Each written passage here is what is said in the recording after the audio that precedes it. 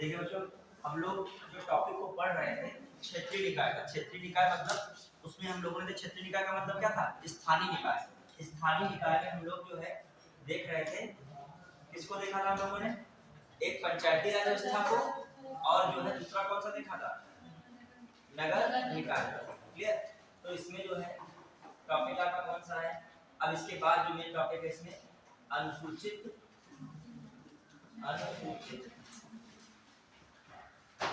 क्षेत्र, अनुसूचित क्षेत्र एवं जनजाति क्षेत्र का प्रशासन। जनजाति क्षेत्र का प्रशासन। जनजाति क्षेत्र का प्रशासन। ठीक है, ये टॉपिक था आपका अनुसूचित एवं जनजाति क्षेत्र। यहाँ पर क्षेत्र जब दो बार आया तो अनुसूचित एक है और फिर कौन है? जनजाति क्षेत्र का प्रशासन। ये टॉपिक था। ठीक है, अब देखिए जो अनुसूचित एवं जनजाति क्षेत्र, यहाँ से भी क्वेश्चन अच्छे बनते हैं। ठीक है, एग्जाम जब क्वेश्चन आते हैं तो हम लोग दिमाग घुमा देते हैं। ये टॉपिक है इंपॉर्टेंट, ये भी है। देखिए क्या है जो हम लोग देखें, अनुसूचित क्षेत्र जनजाति क्षेत्र का प्रशासन, इसी में आपको ये बताएंगे। उसी के साथ साथ ही हम एससी कमीशन और एसटी कमीशन और कौन सा है ओबीसी कमीशन को संक्षेप में बता देंगे कि एग्जाम में क्वेश्चन आए तो आप कर सकते हो। क्लियर? अभी टाइम इतना है नहीं कि जो है इसका पूरा विश्लेषण मतलब जो है एससी एसटी और ओबीसी कमीशन में किया जाए, लेकिन आप जानते हो अभी जानकारी यूपीएससी एग्जाम में सबसे इंपॉर्टेंट। देखिए यूपीएससी एग्जाम में एक और चीज है, हर क्वेश्चन बहुत डेप्थ में नहीं आता है, लेकिन हर क्वेश्चन तक जानकारी होना बहुत बड़ी बात है। समझे? टॉपिक्स बहुत सारे हैं, बहुत सारा टॉपिक है, लेकिन हर टॉपिक को लगभग आप कवर किए हो। कुछ जो इंपॉर्टेंट टॉपिक उसमें डूबे होने चाहिए, बाकी टॉपिक्स में टच में हो। मतलब जैसे मान लीजिए स्टेटमेंट आ जाए, सिंपल स्टेटमेंट आ जाए, राष्ट्रीय पिछड़ा वर्ग आयोग को प्रारंभ में 1993 के अधिनियम से सांविधिक दर्जा दिया गया, सांविधिक दर्जा मिला। फिर आया अगला स्टेटमेंट, 102वें संविधान संशोधन 2018 द्वारा इसे संवैधानिक दर्जा प्राप्त हुआ। ठीक है, अब मैं कहूँ केवल एक सही है, केवल दो सही है, एक और दोनों सही है, ना तो एक सही है ना तो दो सही। फिर मैं रिपीट कर रहा हूँ, राष्ट्रीय पिछड़ा वर्ग आयोग अधिनियम 1993 के तहत इसे प्रारंभ में सांविधिक निकाय के रूप में दर्जा मिला। ठीक है, फिर अगला स्टेटमेंट कह रहा हूँ कि 102वां संविधान संशोधन 2018 में राष्ट्रीय पिछड़ा वर्ग आयोग को संवैधानिक दर्जा दिया गया। अब बताइए केवल एक सही है, दो सही है, एक और दोनों सही, ना तो एक ना तो दो। देखिए मतलब मैं कह रहा हूं क्या, आप नॉर्मली जिसने भी पढ़ा होगा ओबीसी कमीशन को, वो क्वेश्चन क्या कर ले जाएगा? बना ले जाएगा। जिसने टच ही नहीं किया उस क्वेश्चन को, ये टॉपिक को, वो छोड़ देगा। समझ रहे हैं कि नहीं? तो इसलिए जरूरी है। तो इसमें दोनों ही बातें क्या है? सही है। क्लियर? अब ऐसे ही क्वेश्चन एक और पूछ रहा हूं, मैं बना पूछ रहा हूं, एससी कमीशन एक संवैधानिक निकाय है। अगला स्टेटमेंट, दूसरा स्टेटमेंट, एससी कमीशन में अध्यक्ष, उपाध्यक्ष एवं चार अन्य सदस्यों समेत कुल 6 सदस्य शामिल होते हैं। केवल एक सही है, केवल दो सही है, एक और दोनों सही, ना तो एक ना तो दो। जिस भी स्टूडेंट ने एससी कमीशन को पढ़ा होगा वो आराम से बना ले जाएगा। ऐसे इसी तरीके से आया था वित्त आयोग, कहा गया था वित्त आयोग में, वित्त आयोग एक संवैधानिक निकाय है, और फिर अगला स्टेटमेंट था वित्त आयोग में कुल 5 सदस्य होते हैं। सिंपल क्वेश्चन था, जिसने पढ़ा होगा उसको क्वेश्चन बना ले गया होगा। ये वाला आया था 20-22 क्या क्या राष्ट्रपति करेगा, सबकी राष्ट्रपति करेगा। मैं जो बना रहा हूँ ना, तुम चिंता ना करो, तुम लोग पूरा मेरे से पॉलिटी पढ़ो और रिवाइज करो, तो कोई भी पेपर हो, चाहे हृदय का हो चाहे पीसीएस का हो, लगभग सब बना ले जाओगे। गारंटी में दे रहा हूँ, लगभग सब बना ले जाओगे। सब मैंने पढ़ाया था। वित्त आयोग के जो अध्यक्ष हैं, सदस्य हैं, इनकी सबकी नियुक्ति कौन करेगा? राष्ट्रपति करेगा। सिंपल है, मैंने कहा था केंद्र में जो भी आए सब में कौन नियुक्ति करता है? राष्ट्रपति करता। तो याद कीजिए, मैंने बताया था। चलिए अब बताइए ये क्या होगा क्वेश्चन का आंसर। पहला वाला देखिए, पहला वाला जो मैंने ओबीसी कमीशन से पूछा था, तो 1993 राष्ट्रीय पिछड़ा वर्ग आयोग अधिनियम 1993 के तहत यह एक सांविधिक निकाय था। क्या था? एक सांविधिक निकाय। जानते हैं जो अधिनियम से चीजें बनती हैं वो कैसा निकाय होता है? सांविधिक। अब मैंने अगला स्टेटमेंट कहा कि इसमें अध्यक्ष, उपाध्यक्ष एवं 4 अन्य सदस्य समेत कुल 6 लोग शामिल होते हैं। ये वाली बात गलत है। एक अध्यक्ष एक उपाध्यक्ष कितने सदस्य? 3 सदस्य होते हैं। कितने होते हैं? अब मैंने कितना बोल दिया? 4 बोला, तभी तो टोटल कितने हो गए? 6। टोटल कितने हो गए? 6। मैंने कहा एक अध्यक्ष, दूसरा उपाध्यक्ष, फिर मैंने कहा इसके अलावा जो है क्या 4 सदस्य, अन्य सदस्य। कितने हो गए पूरे? अरे एक अध्यक्ष हुआ, एक उपाध्यक्ष हुआ और 4 ये हो गए, पूरे कितने हुए? 6 हुए। पूरे कितने हुए? 6। ठीक है, पूरे कितने हुए? 6। ये पूरे 6 नहीं होने चाहिए। कितने होने चाहिए? 5 होने चाहिए। एक अध्यक्ष, एक उपाध्यक्ष, कितने सदस्य? 3 सदस्य। तो पूरे कितने होने चाहिए? 5 होने चाहिए। क्लियर? तो ये पहला तो सही था, दूसरा क्या था? गलत था। अब आइए, मैंने जो एससी वाला कमीशन का क्वेश्चन पूछा, एससी कमीशन एक संवैधानिक निकाय है, बिल्कुल बात क्या थी? सही थी। फिर उसमें मैंने क्या कहा था? अगला स्टेटमेंट,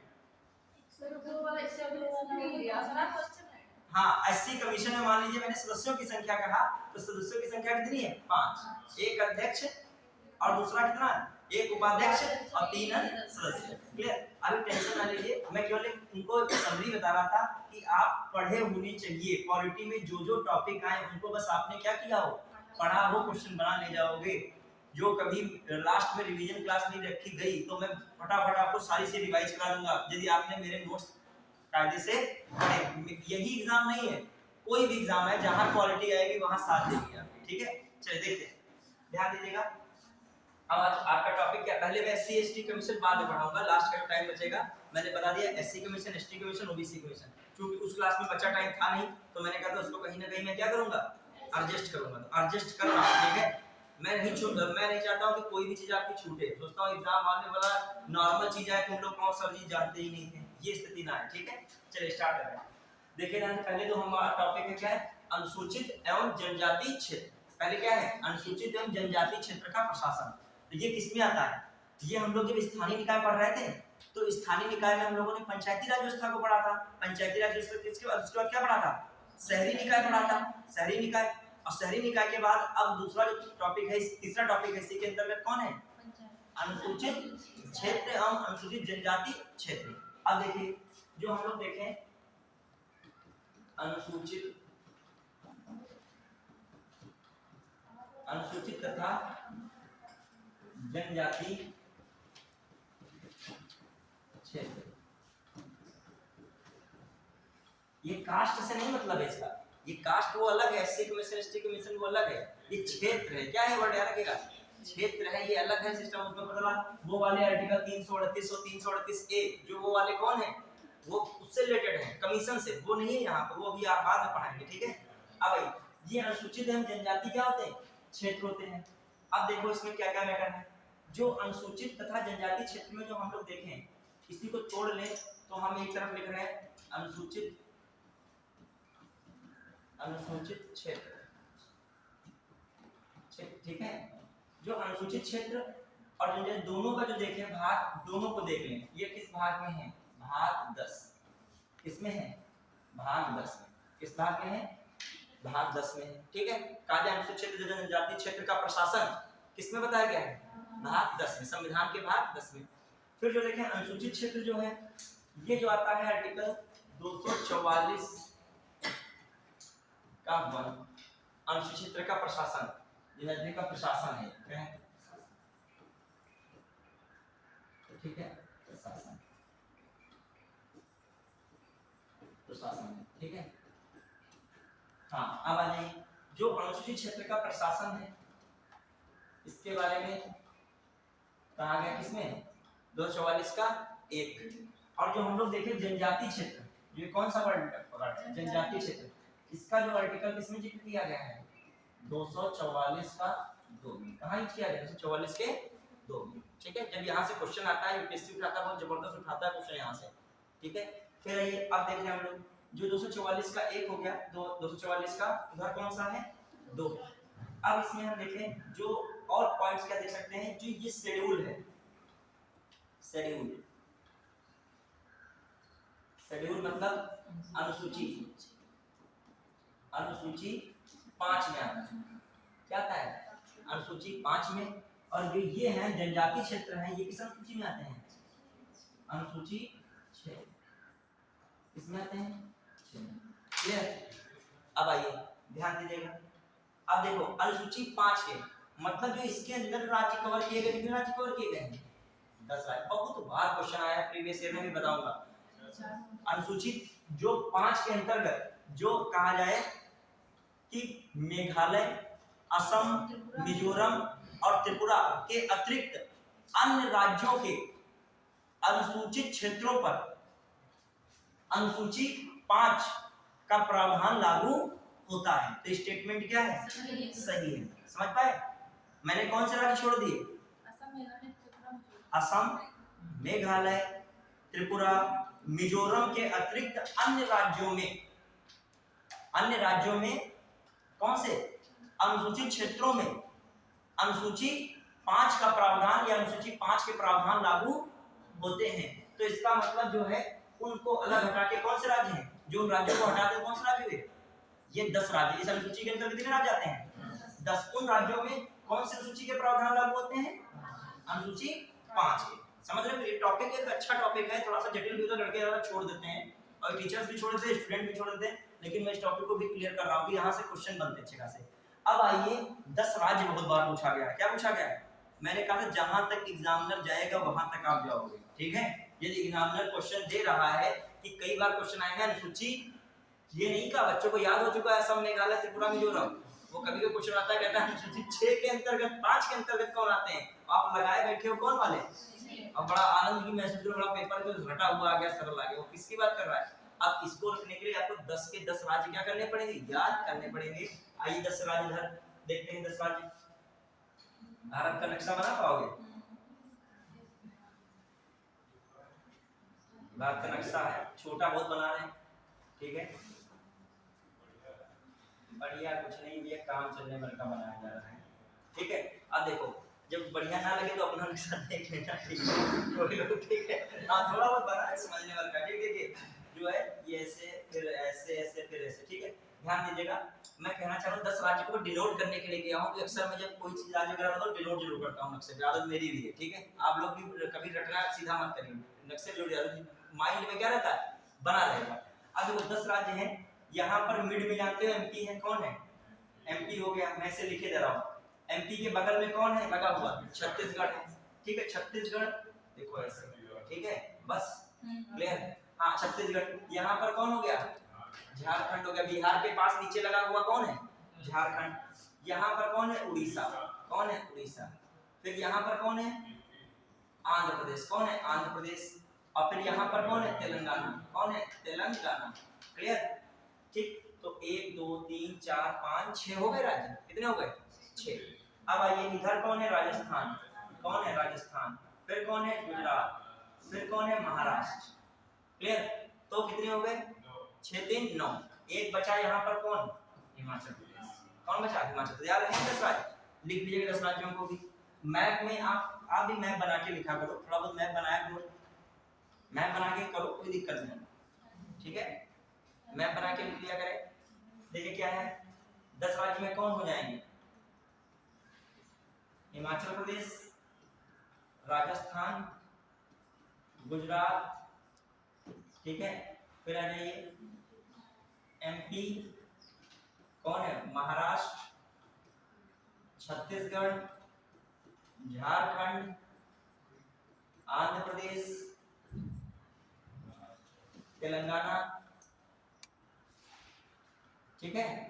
1 2 3 महाराष्ट्र के 4 5 6 7 8 9। कौन बाकी रह गया? उड़ीसा। कौन हो गया? उड़ीसा।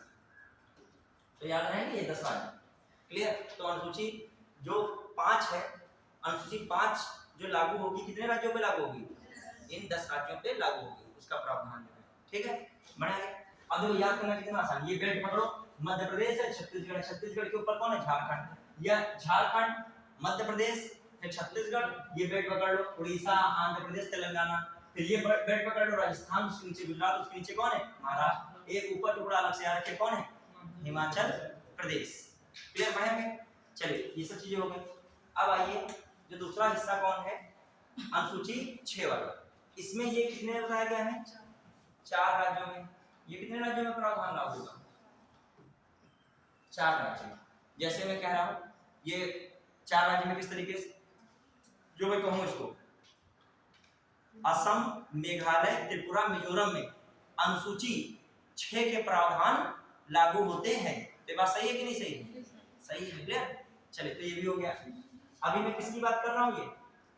ये है जनजाति क्षेत्र। जनजाति क्षेत्र में किसकी बात की जा रही है? ठीक, तो इसको भी लिखना चाहिए, लिख लेगा असम, मेघालय, त्रिपुरा, त्रिपुरा और कौन है? मिजोरम। मिजोरम, क्लियर। असम हो गया, मेघालय हो गया, त्रिपुरा हो गया, कौन हो गया? मिजोरम। ये अनुसूची किसमें है? आप शेड्यूल भी पढ़ते हो उसमें 6 में आता है। अब आइए देखते हैं क्या मामला है। देखो खासकर नॉर्थ ईस्ट के तुम देख रहे होगे उनको किस पर कौन से दर्जे में है? जनजाति क्षेत्र। जो वहां पर जनजाति क्षेत्र के प्रशासन के लिए कुछ विशेष प्रावधान किए गए हैं और वो विशेष प्रावधान किस अनुसूची के तहत है? 6 में। और संविधान के किस भाग में बताए गए हैं? 44 के 2 में बताए गए हैं। क्लियर, समझिएगा। अब जो हम लोग कहें ये ध्यान दीजिए, अब जो अनुसूचित एक क्षेत्र है और एक क्या है? अनुसूचित क्षेत्र हो गया, एक है जनजाति क्षेत्र। सामान्यता है एक ही बात, लेकिन जो डिवीजन देखा जाए पॉलिटी में वो अलग अलग किया गया है।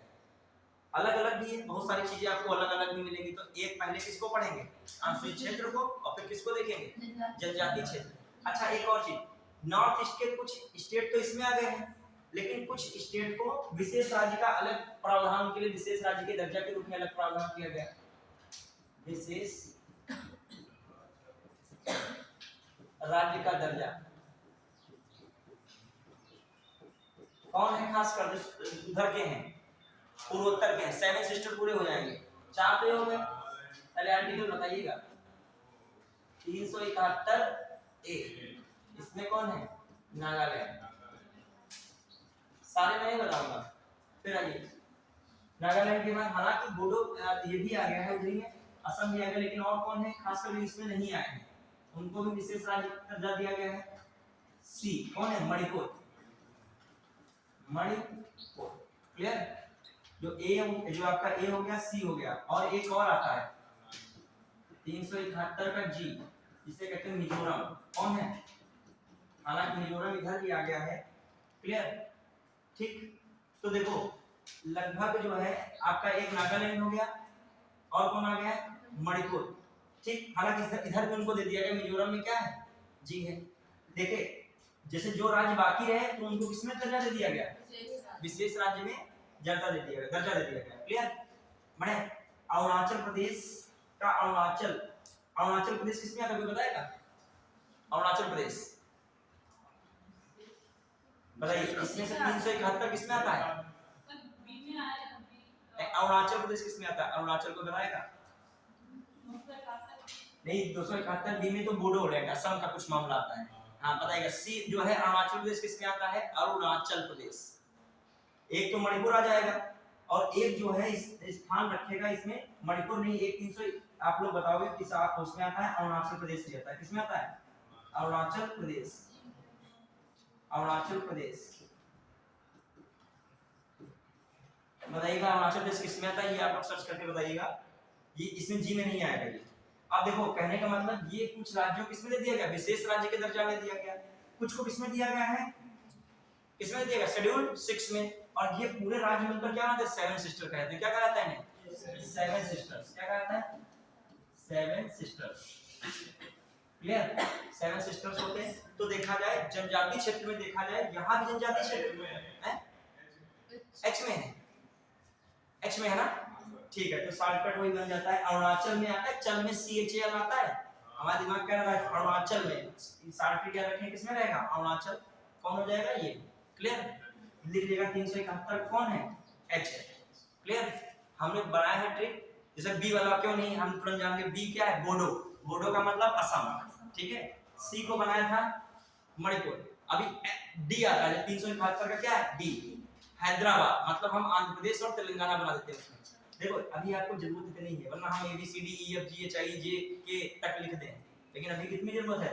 हमें बताना ये है कि जो ये 4 राज्य तो है ही है, इनमें जनजाति क्षेत्र का प्रशासन चलता है, लेकिन जो इसके अंतर्गत नहीं है वो क्या रख दिए गए हैं?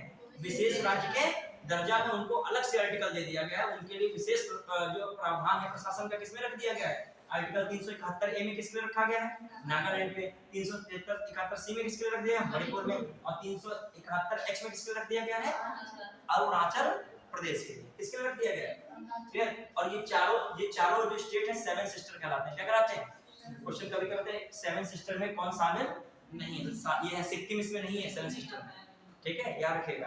अब आइए, अब हम लोग पहला किसको देख रहे हैं, जो है अनुसूचित क्षेत्र का प्रशासन, किसको देखेंगे पहला टॉपिक, अनुसूचित क्षेत्र का प्रशासन। तो बेसिक था, अनुसूचित क्षेत्र का प्रशासन,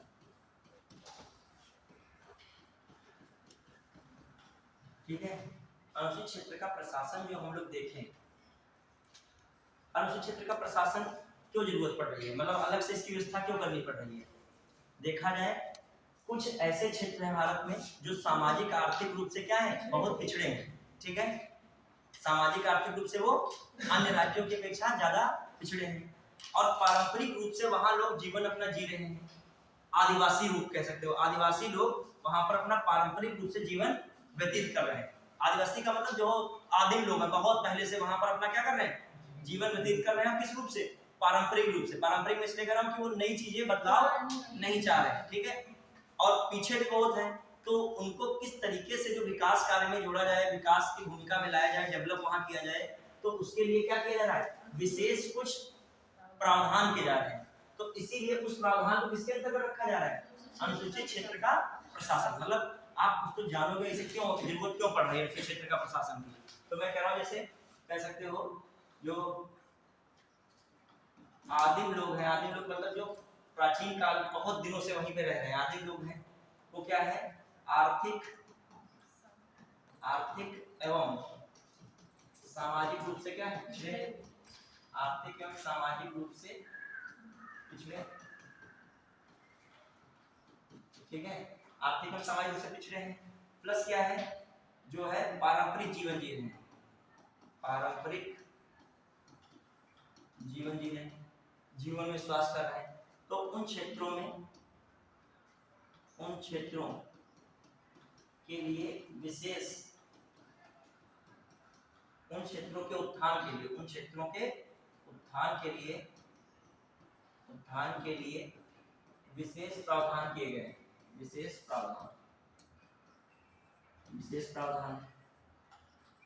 प्रावधान किए गए, क्लियर।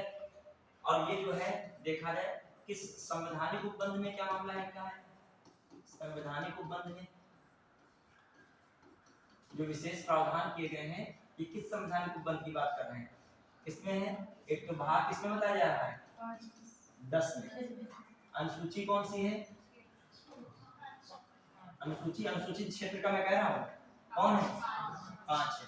और दूसरी बात करूं किस आर्टिकल में है, 244 का, क्लियर, ध्यान रखिएगा। तो ये बातें हैं। और जो कहा जाए अनुसूचित क्षेत्र जो पहले एक और वर्ड यहीं पे हम लिख रहे हैं, पहले संविधान में वर्ड, पहले संविधान के 1935 से पहले जो एक्ट आया है 1935, ठीक है, इससे पहले जो जनजाति थे, ये एसटी थे, ये अनुसूचित जनजाति, इन्हें क्या कहते हैं, अनुसूचित जनजाति, उन्हें 1935 से पहले बहिष्कृत कहा जाता, क्या कहा जाता था, क्या कहा जाता था,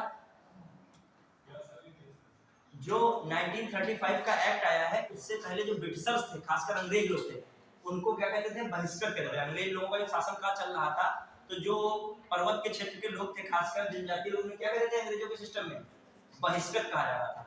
लेकिन जो इस एक्ट के बाद 1935 का जो एक्ट आया, भारत अपनी आजादी की ओर बढ़ रहा था, तो 1935 के एक्ट में क्या कहा गया, एसटी कहा गया, क्या कहा गया, जो उस क्षेत्र में रहते हैं, जो पर्वत इत्यादि के क्षेत्र में जिनका आर्थिक और सामाजिक रूप से बहुत पिछड़े हैं, पारंपरिक जीवन में विश्वास कर रहे हैं, उनको क्या कहा गया, जनजाति कहा गया, क्या कहा गया, अनुसूचित जनजाति, तो एसटी तक कहा गया।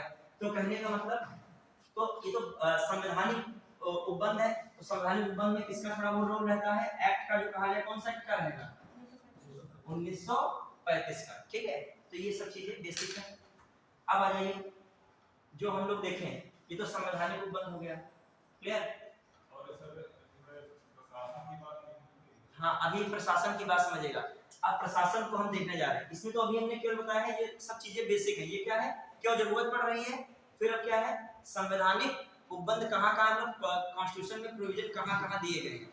अब आ जाइए जो हम लोग देखें, आखिर इसका प्रशासन क्या है, जो देखें इसको। अनुसूचित क्षेत्र का प्रशासन, ये पूरा देखें इसमें। अब देखिए इसकी घोषणा कौन करता है, समझिए क्वेश्चन आता है, अनुसूचित क्षेत्र घोषित कौन करता है, राष्ट्रपति घोषित करता है। कौन करेगा, राष्ट्रपति घोषित करेगा। फिर इसमें बताया है राज्यपाल की सलाह भी लगती है। राज्यपाल की क्या होनी चाहिए, परामर्श, राज्यपाल की परामर्श। और जो अनुसूचित क्षेत्र है उसका क्षेत्र बढ़ा सकता है राष्ट्रपति, और क्या कर सकता है, घटा भी सकता है। किसकी परामर्श से, राज्यपाल की परामर्श से। तो यार क्या क्वेश्चन आ जाए, अनुसूचित क्षेत्र अधिसूचित करने का प्राधिकार किसके पास है, वहां लिखा हुआ संसद, राष्ट्रपति, राज्यपाल, प्रधानमंत्री, किसको टिक लगाओगे, राष्ट्रपति। क्या बताया मैंने, अनुसूचित क्षेत्र अधिसूचित करता कौन है, राष्ट्रपति। तो यार लिख लेगा इसमें भी, अनुसूचित क्षेत्र को अधिसूचित करने की शक्ति, अधिसूचित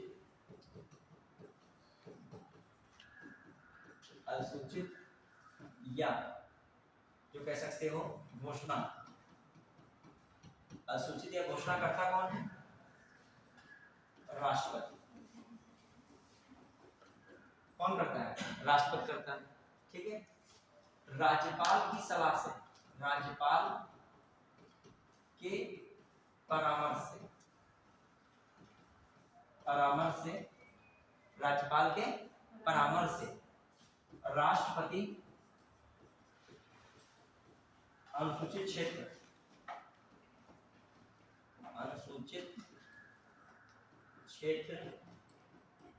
परामर्श से राष्ट्रपति अनुसूचित क्षेत्र को बढ़ा या घटा सकता है, बढ़ा या घटा सकता है, बढ़ा या घटा सकता है। क्लियर। तो ये रहेगा, राज्यपाल के परामर्श से राष्ट्रपति अनुसूचित क्षेत्र को क्या कर सकता है, बढ़ा या घटा सकता है। किसके पास पावर है ये, राष्ट्रपति के पास। अब कहा जाए कि किस आधार पे जो है अनुसूचित क्षेत्र घोषित किया जाता है। हालांकि संविधान में कोई भी मापदंड नहीं बताया गया अनुसूचित क्षेत्र कौन होगा, इसका संविधान में जिक्र नहीं किया गया, लेकिन कुछ प्रावधान के आधार पर ही किया था, लेकिन संविधान में नहीं बात। जैसे मैं कहूँ अल्पसंख्यक की परिभाषा संविधान में है, नहीं। ऐसे कहूँ अनुसूचित क्षेत्र के मापदंड क्या संविधान में है, नहीं है, लेकिन कुछ मानक माने गए हैं कि अनुसूचित क्षेत्र ऐसा होना चाहिए। कौन सा क्षेत्र अनुसूचित क्षेत्र में आएगा, वो आधार है इसे, वहां की जनसंख्या, उस क्षेत्र की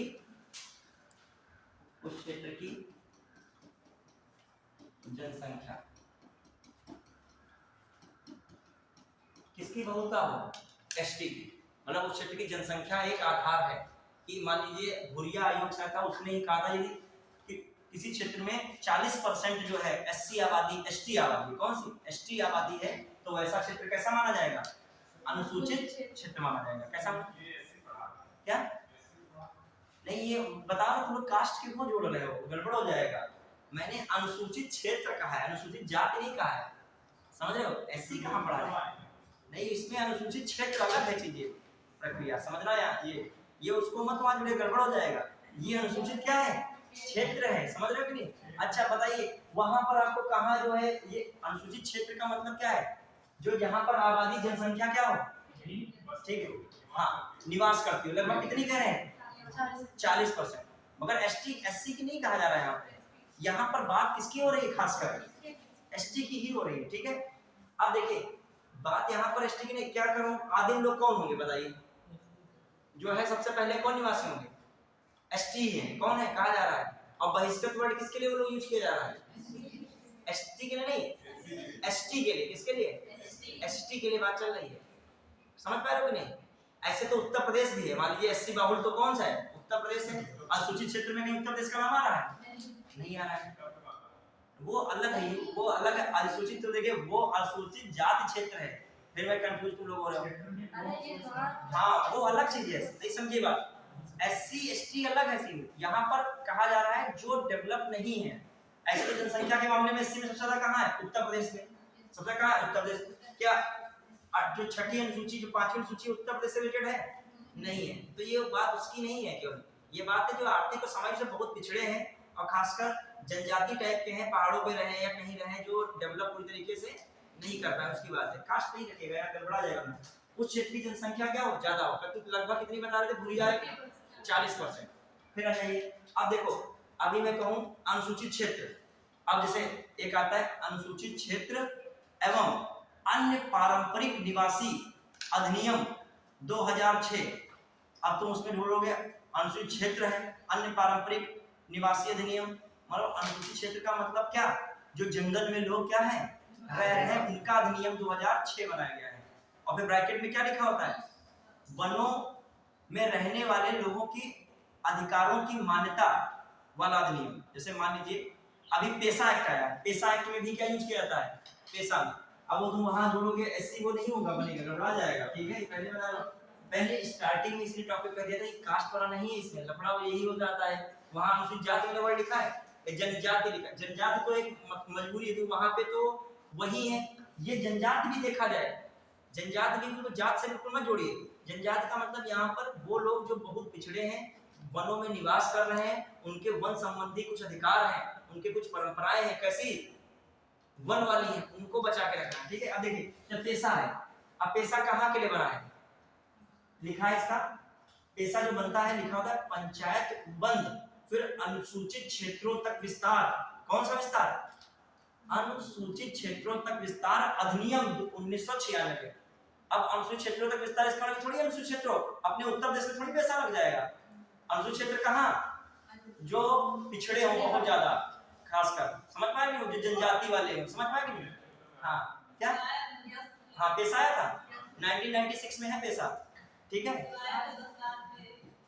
1990 क्या, इसमें जो पेशा में दिया गया है लगभग 10 ही लगाइए, किसका लगाइए, 10 ही था ऑप्शन, हाँ 10 ही है। ये भूरिया आयोग की समिति बना था, किसने बना था, भूरिया आयोग की रिपोर्ट आई थी। अभी अब इसको बताना है थोड़ा बहुत, 19 किसमें आई थी, 95 में आई थी, उसमें पेशा रहा था। ठीक है, अभी पेशा आएगा, क्लियर, बढ़िया है। अब पेशा भी देखिए, अब कैसे 10 में कर रहा हूं, ये भी किसके लिए, अनुसूचित क्षेत्रों तक विस्तार के लिए है।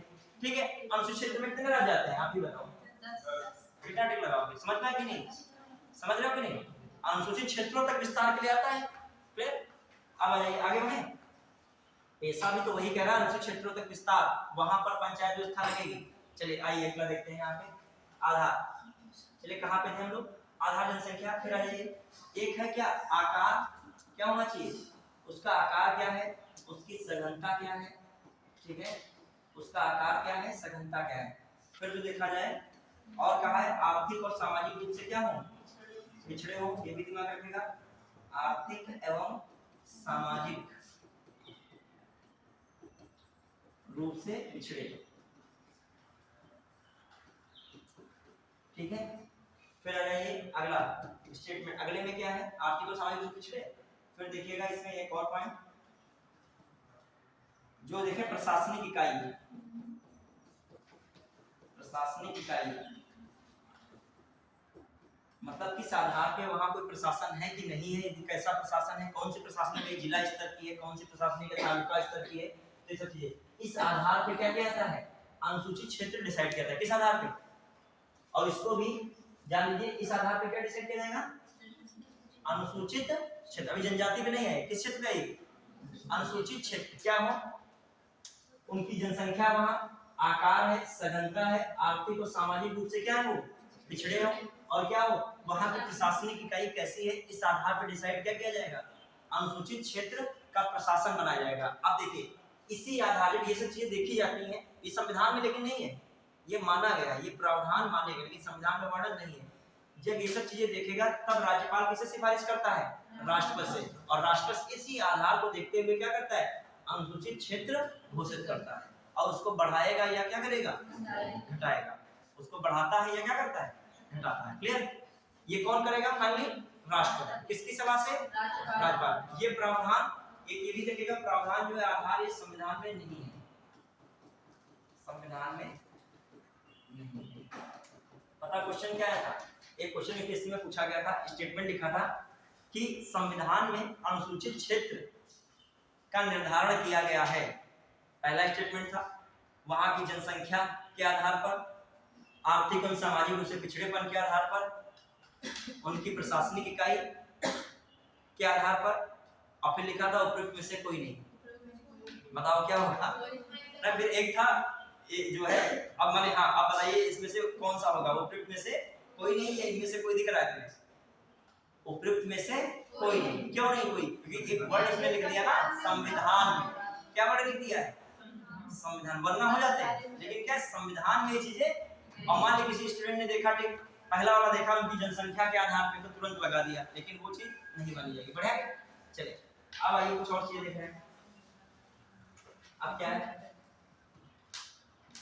अनुसूचित क्षेत्र वाला भी हो गया, प्रशासन भी हो गया। अब कुछ और चीजें जैसे हैं, एक आता है यहाँ पे है जनजाति सलाहकारी समिति।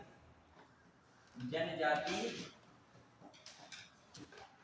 सलाहकारी समिति, जनजाति सलाहकारी समिति। अब आइए, जनजाति सलाहकारी समिति क्या करती है? इसको गठित कौन करता है? राज्य गठित करता है। ठीक है, राज्य गठित करेगा। और यहाँ पर किसके, जो अनुसूचित जनजाति के लोग हैं, कौन है? आप देखो अनुसूचित लगा तो जनजाति में भी होता है। क्यों लगा? कि अनुसूचित क्षेत्र से वो बिलोंग कर रहे हैं। ठीक है, समझना। जनजाति सलाहकार समिति का मामला क्या होता है? ये राज्य गठित करता है। क्यों गठित करता है? अनुसूचित जनजाति के जो लोग हैं उनके कल्याण के लिए रिपोर्ट बनाए या जो सिफारिश दे, और वो सिफारिश किसको दे? राज्यपाल को दे। किसको सिफारिश दे? राज्यपाल को। समझिएगा, क्वेश्चन आ जाए कि जनजाति सलाहकारी परिषद अपनी सिफारिश किसको सौंपती है? अपनी सिफारिश किसको देती है? राज्यपाल को। किसके कल्याण के लिए? अनुसूचित जनजाति के कल्याण के लिए। ठीक है, तो याद रखेगा। बनाता कौन है? राज्य बनाएगा। कौन बनाएगा इसको? राज्य। मतलब ये समिति बनाता है राज्य। इसमें लगभग कितने सदस्य होते हैं? 20 सदस्य होते हैं। कितने सदस्य होते हैं? 20 सदस्य होंगे। क्या कितने सदस्य होते हैं? लगभग 20 सदस्य होते हैं। ये जो है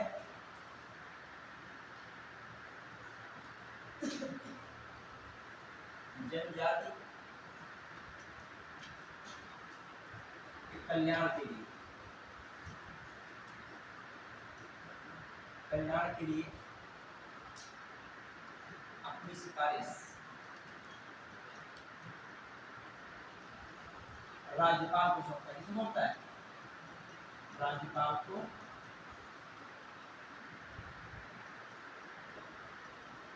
सौंपता है। किसको सौंप रहा है? राज्यपाल को सौंपता है। ठीक है,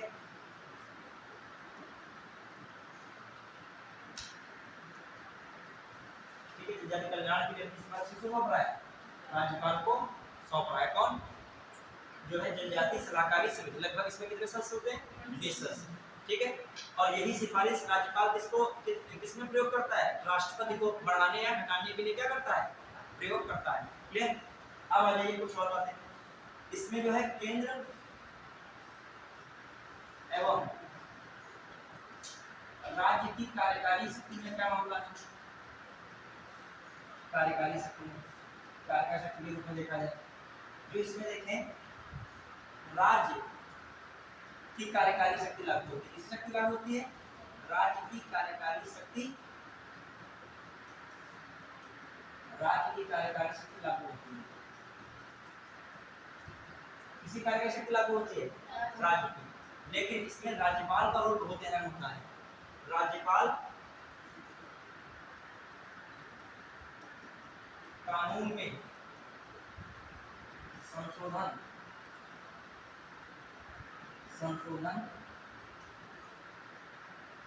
कर सकता है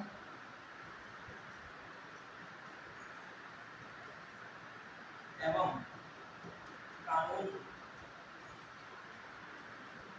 को लागू करने में रोक सकता है। क्या कर सकता है? रोक सकता है। जो अनुसूचित क्षेत्र होते हैं उसमें पावर किसको दे दी गई? राज्यपाल को। इसको पावर दे दी गई है? राज्यपाल। इसमें मैं बात कर रहा हूँ अनुसूचित क्षेत्र में। किसमें बात कर रहा हूँ? अनुसूचित क्षेत्र में। किसको पावर है? कानून में कोई संशोधन कर दे, इसको लागू करे, राज्यपाल को। फिर जो देखा है राज्यपाल वार्षिक रिपोर्ट, राज्यपाल इस क्षेत्र संबंधित वार्षिक रिपोर्ट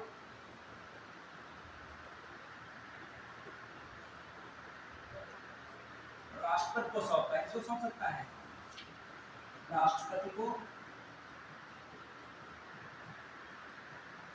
सौंप सकता है। किसको सौंप सकता है? राष्ट्रपति को सौंप सकता है। पढ़े, किसको सौंप सकता है? राष्ट्रपति को। क्लियर? पढ़े, चलिए। तो राज्यपाल जो है वार्षिक रिपोर्ट अपना किसको सौंप सकता है? मेन जो है राज्य में राज्यपाल ही सारी जहाँ सूचित क्षेत्र है उसको कंट्रोल कौन कर रहा है? राज्यपाल। लेकिन स्वीकृत ऊपर से किसकी लग रही है? राष्ट्रपति। ठीक है, राज्यपाल में सिफारिश की भूमिका में कौन है? मेन राज्यपाल। अब आइए यहाँ तक कि राज्यपाल और क्या कर सकता है? जो राज्य विधानमंडल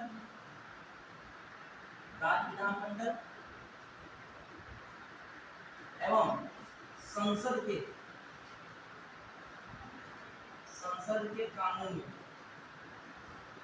के कानूनों में संशोधन कर सकता है।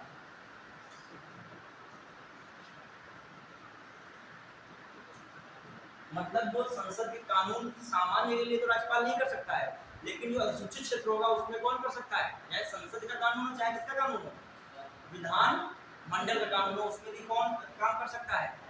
जो राज्यपाल के हिसाब से विशेष शक्तियां हो जाती हैं। किस मामले में? अधिसूचित क्षेत्र के मामले में। क्लियर? पढ़ा है? तो ये जान लीजिए। अच्छा, पूरे इंडिया में स्टेट की आबादी कितनी है? जनजातीय क्षेत्र की जनजाति आबादी कितनी है? 8.6 है। कितने परसेंट? 8.6। लगभग देखा जाए 8.6% आबादी है। कितने परसेंट जो है देखा जाए भूभाग पर इनका उनका रहता है? लगभग 11%। कितने भूभाग पर इनका रहता है दायरा? 11%। ठीक है, 11% भूभाग पर इनका दायरा है। और मेन आबादी कितनी है? 8.6। क्लियर? 8.6। ठीक है, फिर आ जाइए। ये किसकी मैं बात कर रहा हूँ? देखो अभी फ्रेम में बता रहा हूँ। मैंने क्या बताया? पहली बात देखिए, यहाँ से कंफ्यूज होगा। यहाँ पहली बात हमने क्या बताई कि एक बात हमने ये बताई, नंबर 1 ये मैंने बताया क्या? जो अधिसूचित क्षेत्र घोषित कौन करता है? राष्ट्रपति। किसकी परामर्श से? राज्यपाल। बढ़ा सकता है, घटा सकता है राज्यपाल। एक हो गई बात। फिर मैंने दूसरी बात कहाँ बताई है? आधार की। कौन सी बताई? आधार में क्या होता है? वो क्षेत्र की जनसंख्या हो, आकार हो, सघनता हो, और क्या आर्थिक और सामाजिक रूप से पिछड़े हो, प्रशासनिक इकाई के मामले में देखा जाए। क्लियर? बहुत सारी तरीके से आधुनिक रूप से जो है कह सकते हो पिछड़े हो। अच्छा, एक चीज है, गांव के लोग शहर को शहर के व्यक्ति को बेहतर नहीं मानते और शहर के लोग गांव को नहीं मानते। सब अपनी अपनी जगह में श्रेष्ठ अपने को लाते हैं। जैसे सपोज दैट शहर का व्यक्ति कहेगा कि जो गांव के लोग हैं तकनीकी रूप से क्या है? पिछड़े हैं। इनको खेती के अलावा जो है और कहीं से पैसा निकालना पता नहीं। ठीक है, मतलब जो इनका तर्क है, तर्क में क्या होता है?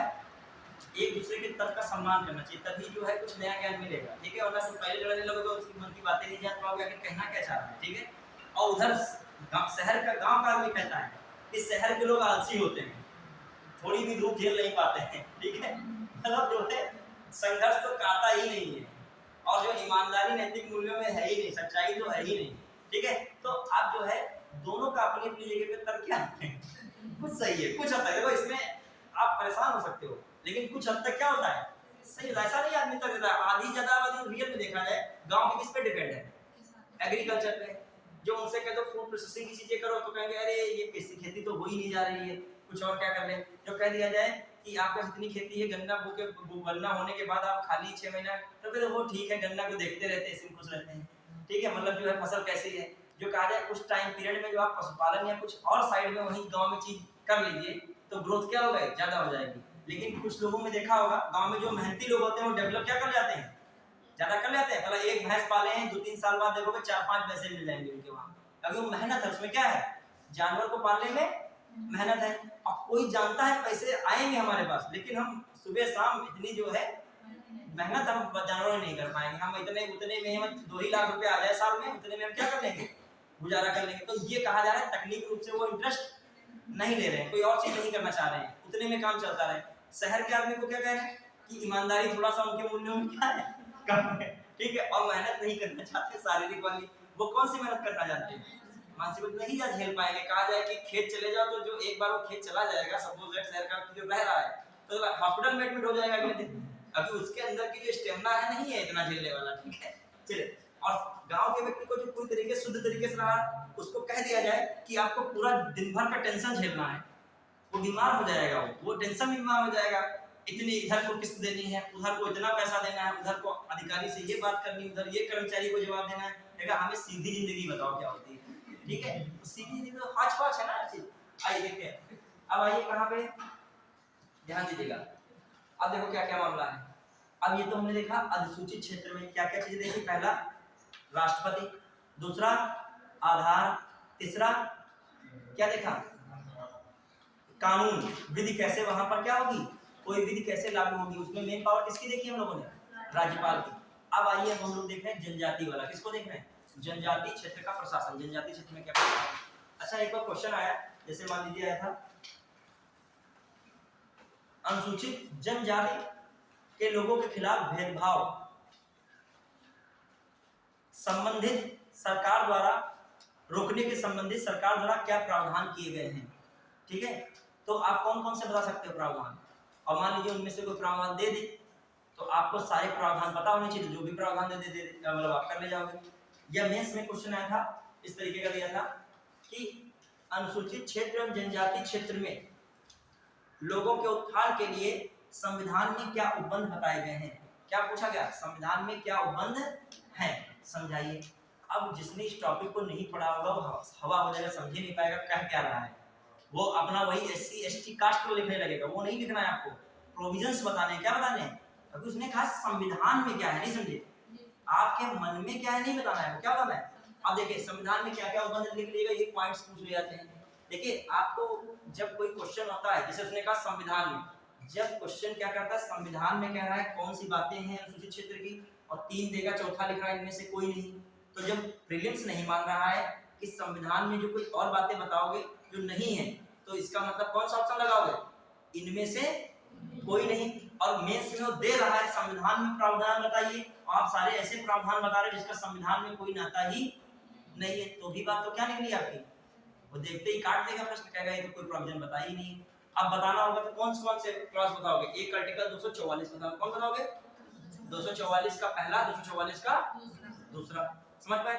फिर आप क्या बता सकते हो, पहले उससे जुड़िए कॉन्स्टिट्यूशन से, किस भाग में सब दिया गया है, 10, किसमें है 10, वो क्षेत्रों की बात कर रहा है ना, क्षेत्रों में लोगों के उत्थान के लिए, समझना कौन सी बात कर रहा है एग्जाम में क्वेश्चन में, अनुसूचित क्षेत्रों तथा जनजाति क्षेत्रों में उत्थान के लिए संविधान में क्या उपबंध हैं। तो एक 244 का पहला, 244 का दूसरा, भाग 10, और किसकी बात करोगे, अनुसूची 5 को बोलोगे, अनुसूची 6 को बोलोगे, उसके राज्य वगैरह वो सब डिस्कस करोगे। और फिर ये भी बताओगे प्रशासन किस प्रकार है, क्या बताओगे, प्रशासन की बातें कौन कर रहा है, अनुसूचित क्षेत्र घोषित राष्ट्रपति करता है, राज्यपाल की क्या भूमिका है, वहां कानून कैसा क्या लागू होगा, ये सब बताओगे प्रोसीजर, आराम से मेंस में भी क्वेश्चन हो जाएगा, ठीक है। अच्छा भाई, जो कहा जाए सरकार ने कुछ जो प्रावधान किए, सरकार ने संविधान कह लीजिए और कुछ कानून कह लीजिए, तो कौन कौन से प्रावधान हैं। जैसे सबसे पहला है, कौन आया था प्रावधान को बताएगा, अस्पृश्यता उन्मूलन के लिए, छुआछूत के लिए कौन सा आया था, आर्टिकल 17। लेकिन इसके आधार पर कौन सा कानून बना था,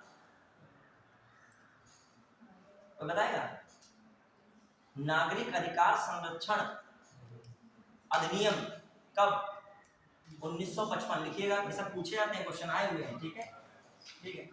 अस्पृश्यता है, अस्पृश्यता, अस्पृश्यता उन्मूलन,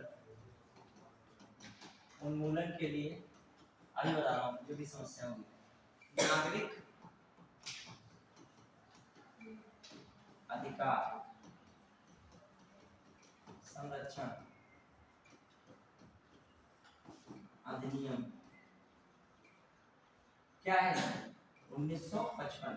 इसे शॉर्टकट में हम लोग कहते हैं सिविल एक्ट 1955। क्या कहते हैं सिविल एक्ट, ये क्या है, जो किस आर्टिकल पे बनाया गया था, खासकर इसको तो ध्यान में रखिए, आर्टिकल 17।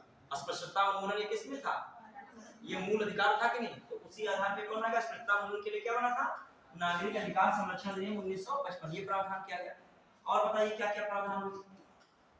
अनुसूचित जाति अनुसूचित जनजाति अत्याचार निवारण अधिनियम, कौन सा?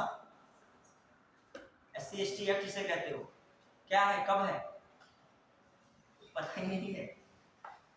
SC ST एक्ट तो बहुत बार ये बातें चर्चा में रहती हैं, न्यूज़पेपर में रहती हैं। कौन सा एक्ट है? हवाबाजी में रहना, पढ़ाई करना, दोनों में क्या रहता है? जमीन आसमान का भी अंतर नहीं है, पाताल और अंतरिक्ष का अंतर हो जाता है। ठीक है, पढ़ना हो तो कोई भी चीज आए तो उसको आप सिविल एस्पिरेंट उसको देखिए कौन सा क्या चीज होती है। कोई बोल रहा है SC ST एक्ट तो आप पहले उसको क्या देखिए जाके इसमें क्या क्या है, गैर जमानती जमानती। फिलहाल के लिए एक्ट को कम से कम पता होना चाहिए। SC ST एक्ट याद होगा, मैं लिखूंगा याद आ जाएगा, हमें पता है ये कब है, 1989 याद होगा। एक बार मैं इसका डिस्कस करा दूं। आइए इसको लिख सकते हैं, अनुसूचित जाति एवं जनजाति,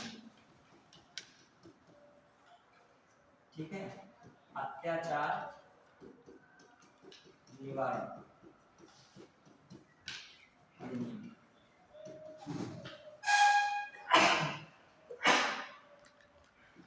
ठीक है, फिर आइए और क्या बने कानून बदल जाइएगा।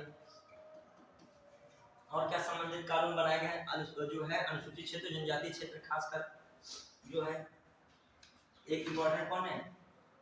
पंचायत, पंचायत उपबंध, पंचायत उपबंध, अधिसूचित, अधिसूचित, अधिसूचित क्षेत्र तक विस्तार, क्षेत्र तक विस्तार, ठीक है, अधिनियम, अधिनियम या अधिनियम 1996, इसे क्या कहते हैं? पेशा एक्ट भी कहते हैं। क्या कहते हैं?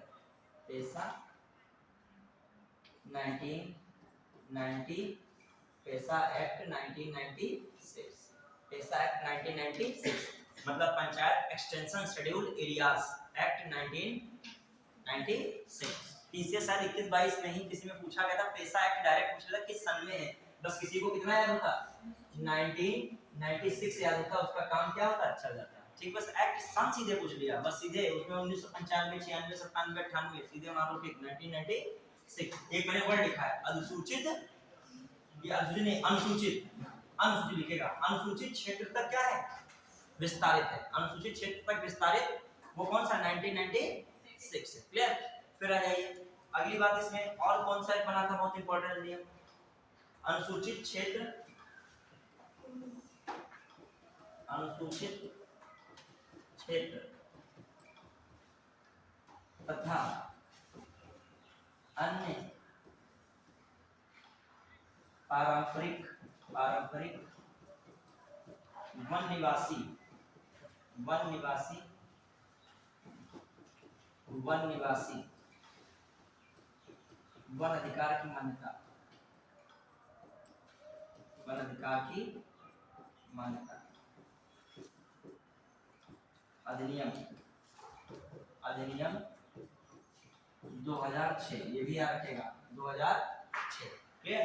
तो अनुसूचित क्षेत्र था अन्य पारंपरिक वन निवासी अधिनियम 2006। क्लियर? के अनुसूचित क्षेत्र था वन पारंपरिक वन निवासी अधिनियम 2006 या वन अधिकार की मान्यता अधिनियम 2006। क्लियर? अब आइए ये कुछ प्रोविजंस बड़े इंपॉर्टेंट किए गए। एक बार क्वेश्चन आया कि अनुसूचित क्षेत्र तथा अन्य पारंपरिक वन निवासी अधिनियम 2006 किस मंत्रालय के अधीन है? क्या है? किस मंत्रालय के अधीन है? ठीक है, ऑप्शन था, सुनिएगा ऑप्शन। पर्यावरण वन एवं जलवायु परिवर्तन मंत्रालय, ऑप्शन बी ग्रामीण विकास मंत्रालय, फिर ऑप्शन सी पंचायत राज मंत्रालय, पंचायत राज विकास मंत्रालय या पंचायत राज मंत्रालय, फिर ऑप्शन डी जनजाति मंत्रालय। इसको टिक किया जाए, जनजाति जनजाति मंत्रालय गठित करेगा। क्योंकि किसके लिए बना है? अनुसूचित क्षेत्र लिख दिया गया। क्या लिखा गया? तो अनुसूचित क्षेत्र तक विस्तृत, तो इसमें किसका मामला है? जनजाति का मामला है, तो इसके अंतर्गत है, जनजाति मामलों के अंतर्गत है। क्लियर? भले पंचायत से रिलेटेड बातें हैं लेकिन वो किसके अंतर्गत आ गई? जनजाति मंत्रालय के अधीन आ गई चीजें। क्लियर? आगे आइए, अब हम लोग देख रहे हैं किसके बारे में? जनजाति के बारे में देख रहे हैं। किसके बारे में देख रहे हैं? जनजाति क्षेत्र का प्रशासन। उसके बारे में देखिए, जनजाति क्षेत्र का प्रशासन।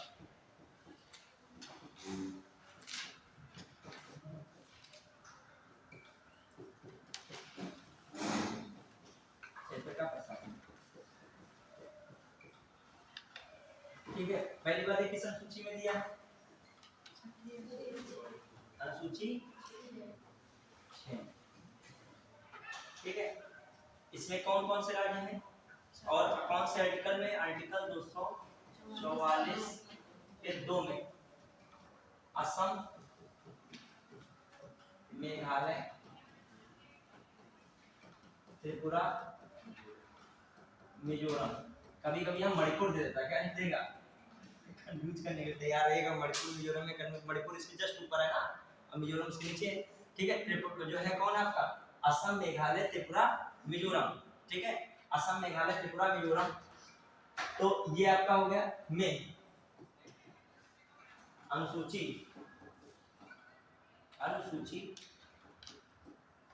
6 के प्रावधान लागू होंगे। 6 के प्रावधान लागू होंगे। किसके प्रावधान लागू होंगे? अनुसूची 6 के प्रावधान क्या होंगे? लागू होंगे। तो कौन सा आर्टिकल है? 244 का 2। क्लियर? असम, मेघालय, त्रिपुरा, मिजोरम में अनुसूची 6 के प्रावधान लागू होंगे। क्लियर? फिर आ जाइए, अब क्या है वहां पर प्रशासन कैसे क्या चलेगा? उसके लिए क्या है? यहाँ पे तो अनुसूचित क्षेत्र कौन घोषित कर रहा था? राष्ट्रपति घोषित कर रहे थे राज्यपाल की सहायता से। लेकिन यहाँ पर ऐसा नहीं है, यहाँ दूसरा मामला है। क्या है यहाँ पर? अनुसूचित 6 के जो प्रावधान है उसके अनुसार। अच्छा, एक और चीज कहा जाए, अनुसूचित जनजाति की जो परिभाषा दी गई है किस आर्टिकल में दी गई है? 342। किसमें दी गई है? 342। चलो तो अलग विषय है। फिर यहाँ पे देखते हैं कैसा क्या मामला है। इन राज्यों में स्वशासी जिला परिषद, क्या होता है? स्वशासी जिला का गठन होता है। कैसा होता है? स्वशासी जिला का गठन होता है। स्वशासी जिला का गठन होता है। किसका गठन होगा? स्वशासी जिला का गठन होगा। और स्वशासी जिला का गठन करता कौन है? सब कौन करेगा? ये राज्यपाल करता है। कौन करेगा? राज्यपाल। अच्छा, एक चीज और है, अनुसूचित क्षेत्र के लिए जो आयोग बनेगा, कोई भी अनुसूचित क्षेत्र के लिए आयोग बनेगा तो वो कौन बनाता है? राष्ट्रपति बनाता है। कौन बनाता है? अनुसूचित क्षेत्र के लिए। लेकिन जो जनजाति क्षेत्र के लिए जो कुछ बनाएगा वो कौन बनाएगा? राज्यपाल बनाएगा। कौन बनाएगा? राज्यपाल। समझिएगा।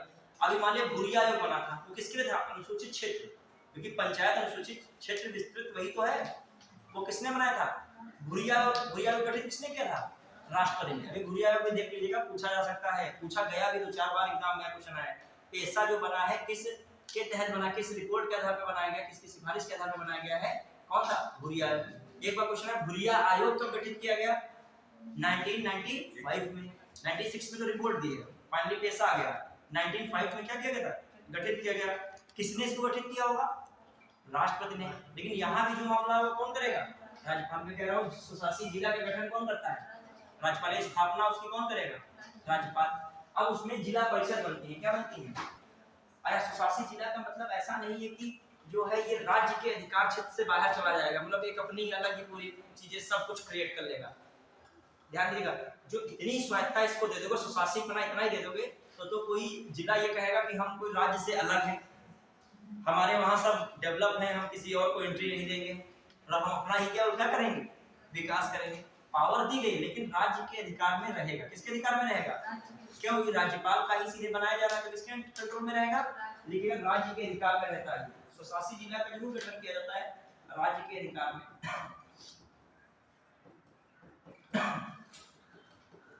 लेकिन बहुत सारी चीजों में इसको स्वायत्ता मिली हुई है, ठीक है, वो अलग बात है। और इसी में क्या होता है? जिला परिषद का गठन होता है। जिला परिषद का क्या होता है? स्वशासी जिलों में किसका गठन होता है? जिला परिषद का गठन। और जिला परिषद का जब गठन हो रहा है तो इसमें रहते हैं 30 सदस्य रहते हैं। कितने सदस्य रहते हैं? 30 सदस्य। बताया जाता है 26 सदस्य जो है निर्वाचित होते हैं, जबकि 4 सदस्य राज्यपाल द्वारा क्या होते हैं, राज्यपाल द्वारा मनोनीत।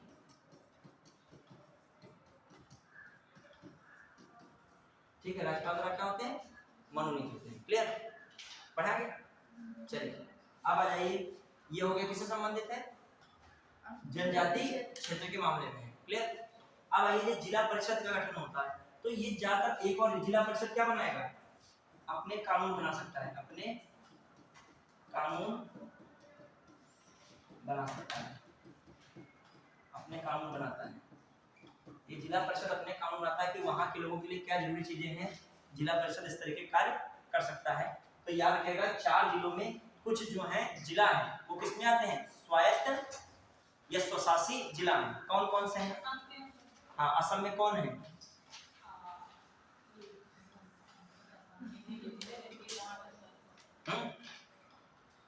बताएगा कोई, मणिपुर में कौन, जो मिजोरम में कौन है, चकमा, मारा, लाई, ये सब जिले कहाँ हैं, मणिपुर लिख लो, इसको लिख लो, कहीं पूछ ले ये स्वशासी जिले कहाँ पे हैं, स्वशासी जिले जो है वो भी लिख लिएगा कौन स्वशासी जिले हैं। एक कौन है आपका, पहला देख लीजिए कौन सा है, असम, देखिए पहला कौन है, असम। असम में कौन स्वशासी जिले हैं बताइए, एक कछारी, उत्तरी कछारी जिला, उत्तरी कछारी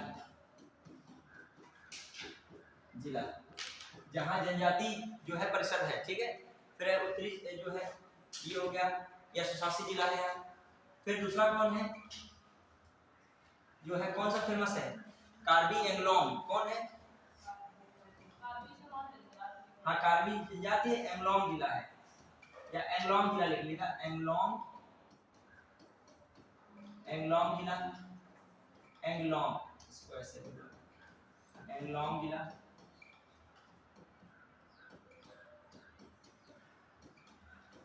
जिला है। और एक जो है बोडोलैंड जिला, बोडोलैंड, बोडोलैंड, बोडोलैंड प्रदेश क्षेत्र, जिला बोडोलैंड प्रदेश क्षेत्र। तो एक हो गया, और कौन हो गया, 2 हो गया, और कितना है 3। तो 3 कहां पर देखने को मिलते हैं, असम में है ये। क्लियर, फिर आ जाइए मेघालय में, मेघालय में कौन है, गारो, खासी एवं जयंती जिला, एवं जयंतिया जिला। यहाँ पर जो है क्या है, स्वशासी जिला है, यहाँ पर जनजाति क्षेत्र है खासकर माना गया है। और त्रिपुरा में, त्रिपुरा जनजाति क्षेत्र जिला, कौन है, जनजाति क्षेत्र जिला नाम है इसका, त्रिपुरा जनजाति क्षेत्र जिला, त्रिपुरा जनजाति क्षेत्र जिला। और एक जो आपका है मणिपुर,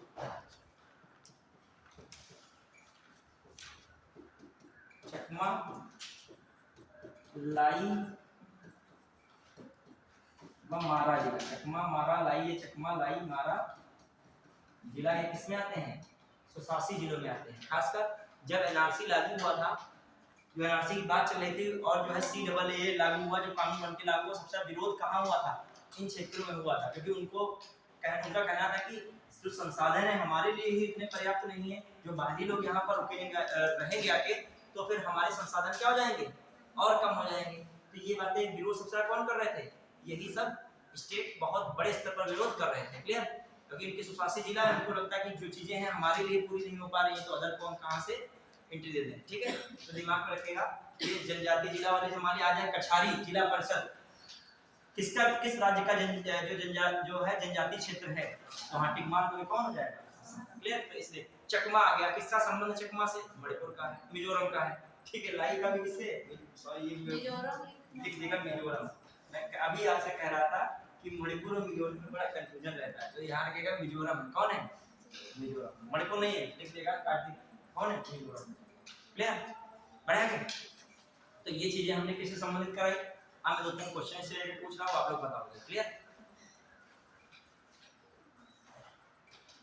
अभी टॉपिक वो भी बचा है हमारा SC ST एक्ट, वो भी लिखना चाहो लिख लो, छूट जाएगा वरना फिर हम क्वेश्चन लास्ट में पूछेंगे। लिख लेगा उसको, लिखेगा क्वेश्चन से पूछ ले कुछ।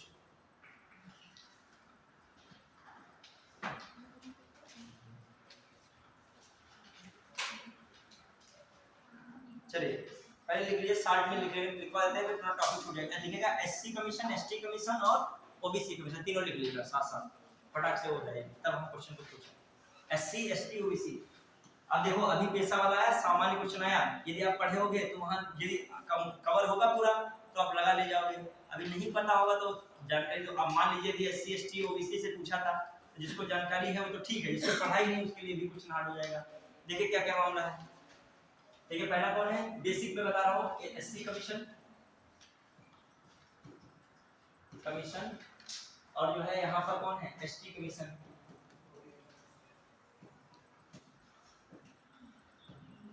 और ऐसा पड़ेगा मैं क्वेश्चन में पूछूं तो आप बता सकते हैं, ठीक है, वरना तो बहुत इसमें पढ़ाने को बहुत बड़ा टॉपिक ये भी हो जाएगा, लेकिन वो टॉपिक जो है उस क्लास के अकॉर्डिंग दे, बोला ये इसका नंबर ही नहीं आ पा रहा है अगला, फिर कोई उसमें टॉपिक में पड़ गया, ठीक है, ये यहाँ पर हम लोग क्षेत्र भी था तो उससे जुड़ा हुआ टॉपिक बन सकता है ये। अब देखो क्या मामला है, एससी कमीशन है, समझिएगा इस बात को।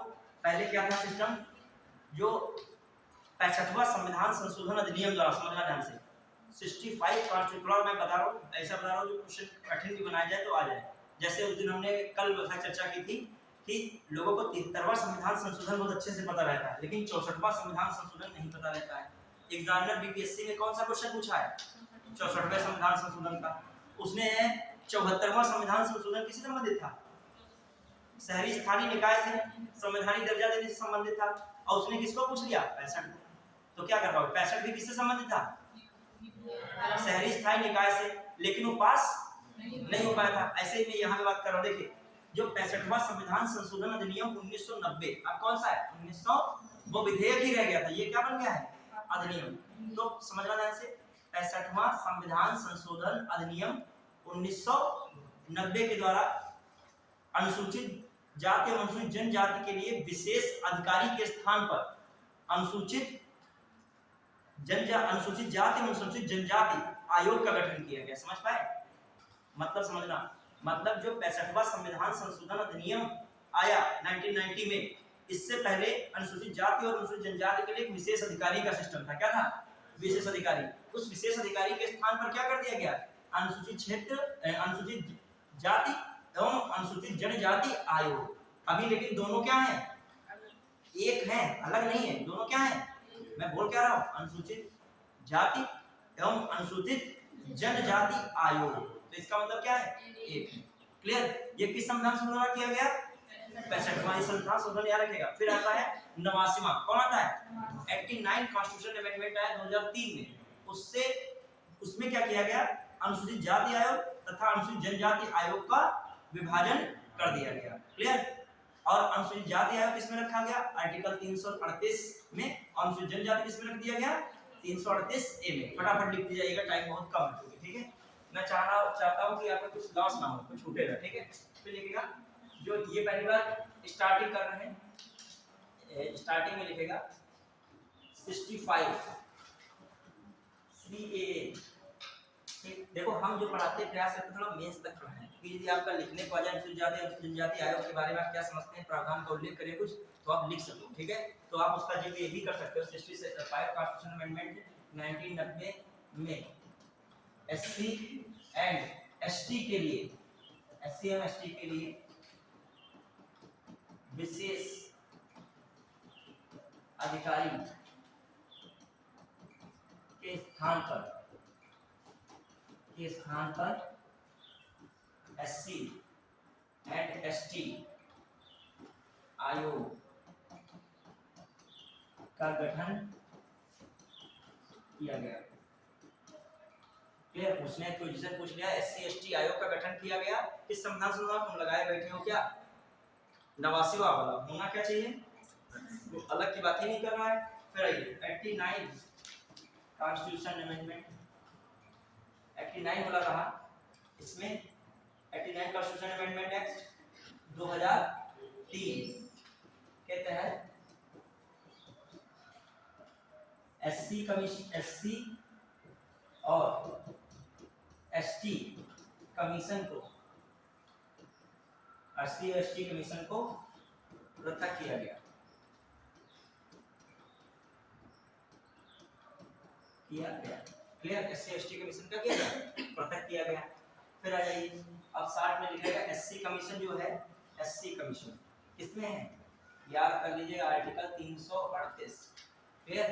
अब एसटी कमीशन जो है किसमें है, जो है एसटी कमीशन किसमें है, 338 ए में, क्लियर, 338 ए में है, clear. SC commission 338, ST commission 338 ए में। फिर आ जाइए, यहीं पे हम बता दे रहे हैं, इसमें एक अध्यक्ष, फिर क्या है, उपाध्यक्ष एवं 3 अन्य सदस्य, ठीक है। और फिर यहां पर भी क्या है, एक अध्यक्ष, एक क्या है, उपाध्यक्ष,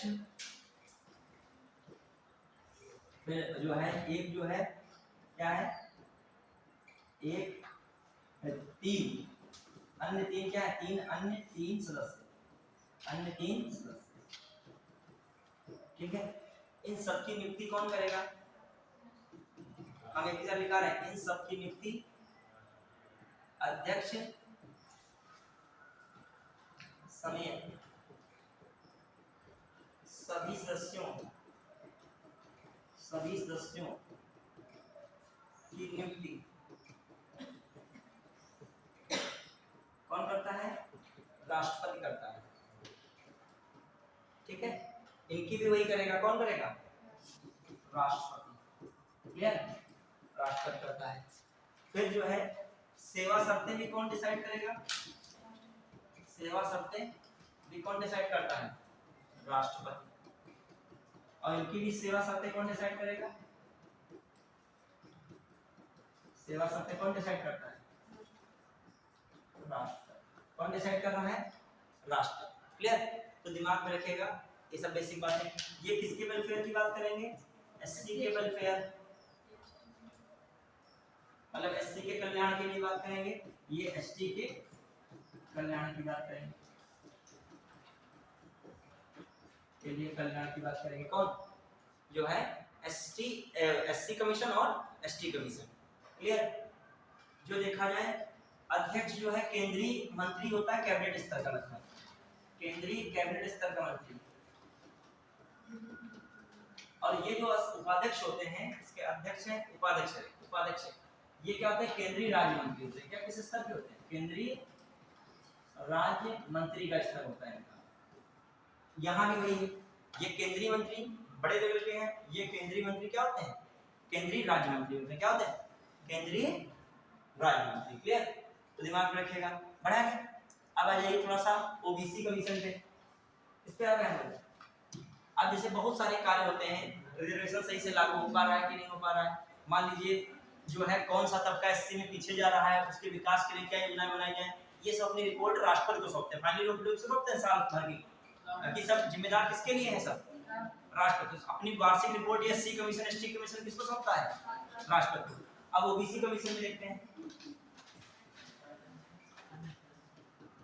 बताइए ओबीसी कमीशन, बड़ा अक्षर बताइएगा, ये भी इंपॉर्टेंट है।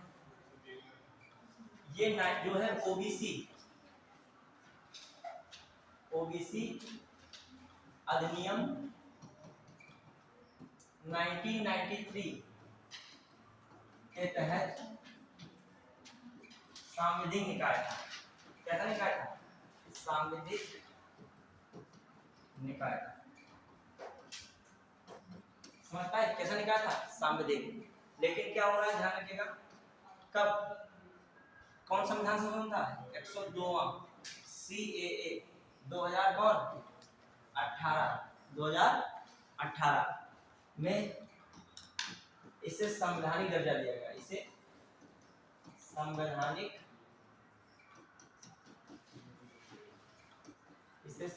दर्जा मिला। इसे कैसा दर्जा मिल गया, संवैधानिक दर्जा मिला। किस संवैधानिक दर्जा मिला, इसको मिला संविधान दर्जा। क्लियर? फिर आ जाइए, फिर जो हम लोग देखें किस आर्टिकल में है ये 338 बी में, याद रखिए कौन से आर्टिकल में है 338 बी में। इसके भी अध्यक्ष है,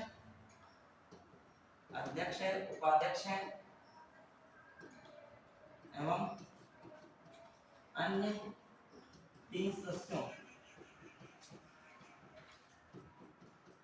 की नियुक्ति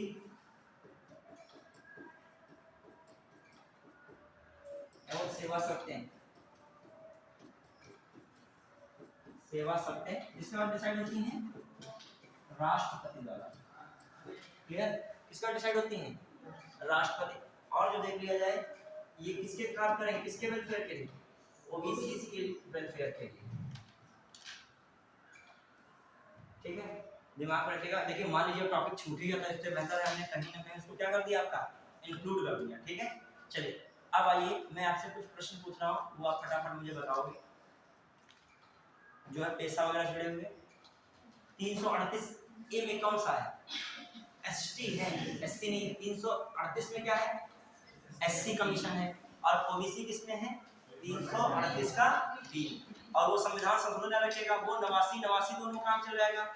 एससी कमीशन एसटी कमीशन के संविधान संशोधन बने हैं, देखा जाए 89 में अलग अलग हुआ, तो मतलब एससी कमीशन के किस संविधान संशोधन बना है?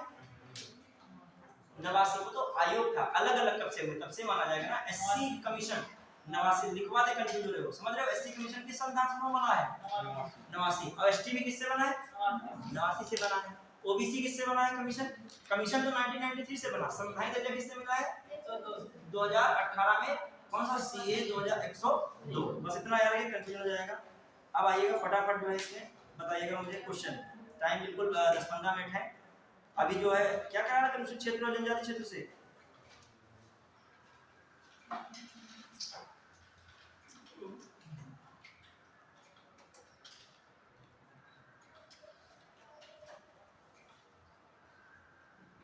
एक पीडीएफ भी हम आपको भेज देंगे ग्रुप पे।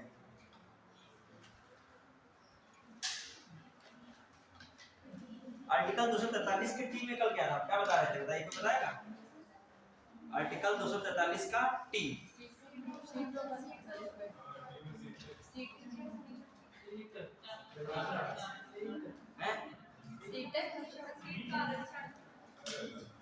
मतलब 243 की टी में क्या था? आरक्षण था, सीटों का आरक्षण था। ठीक है, याद रखिएगा।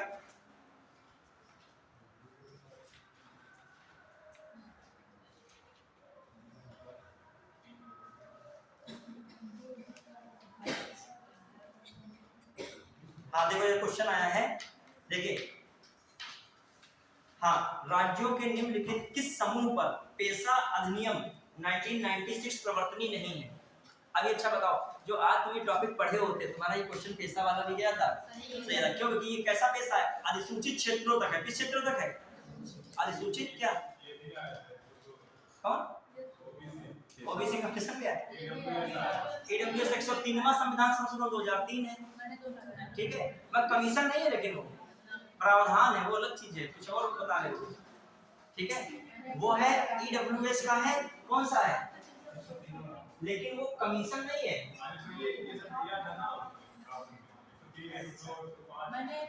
ठीक है, 103 है, कौन है? ठीक है, हाँ क्लियर। आइए अब तुम लोग उसमें स्कोर बढ़ाओ अपना सब लोग। अब चलो पर खत्म होने वाली है।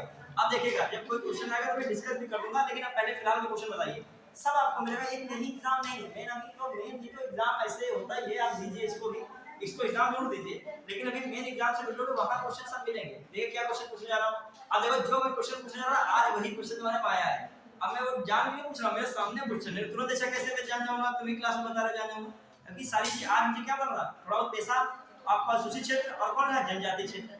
अब देखिए क्या क्वेश्चन आया, आप लोग बहुत बड़ी बात नहीं कीजिएगा, थोड़ा सा 5-6 मिनट रुक जाइए बस, उसके हाई लेवल की मीटिंग कर लीजिएगा। ठीक है, देखिए हाँ देखो, राज्यों के निम्नलिखित में से किस समूह पर पेशा 1996 प्रवर्तनीय नहीं है? पेशा 1996 क्या है?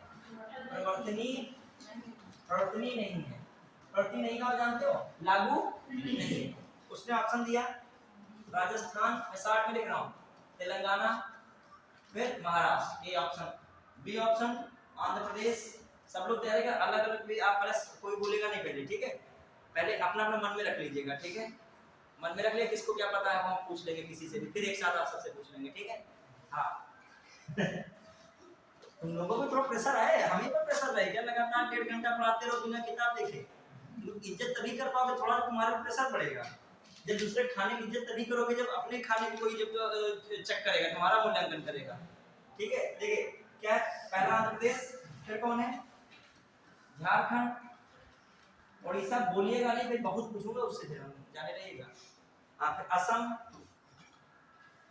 ठीक है? मेघालय, फिर कौन है? तमिलनाडु, हिमाचल प्रदेश, फिर कौन है? गुजरात है, और फिर कौन है? छत्तीसगढ़। साथ रहिएगा, अभी मैं पूछ रहा क्वेश्चन समझा दे रहा हूँ।